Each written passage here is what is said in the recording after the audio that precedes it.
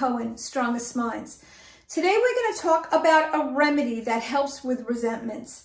So there's a few different remedies I will use for resentment, but I just want to share that whether you're going through a divorce, whether you're living with somebody and you're harboring resentments, whether you have an ex and you still feel resentments, whether it's with a parent, it doesn't matter who it's with. The thing about feeling resentments, and I know that because I've used remedies to get rid of them, is that you are going to feel 5 pounds lighter when you get over it. All that hate, that power, that anger that you're giving to somebody else really affects only you. And the beauty is that when you use a remedy for resentments, it is going to literally take you out of that feeling. You're just not going to care. And you're going to feel this burden released. You can actually feel it in your body when a burden is released and resentments are released.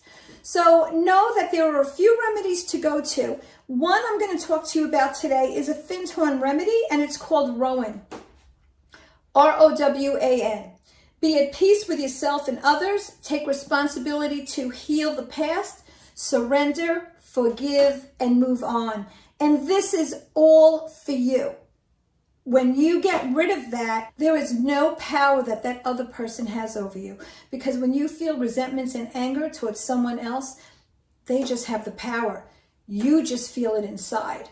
So when you get rid of that, you are going to feel amazing. So I'm going to tell you a little about what Rowan will do for you. In the negative state, let go of resentment and estrangement. Reduce capacity to deal with people who have hurt you in the past, especially if you have kids involved and you're going to be dealing with this person for the rest of your life. You just want to get rid of that feeling. Injury that has toughened your heart. Patterns of behavior that cause friction in relationships. Strained relationships due to unresolved problems and misunderstandings. The positive power of this remedy will bring you to a place of bringing care and understanding into your relationships. Acknowledge responsibility for healing the cause of past suffering.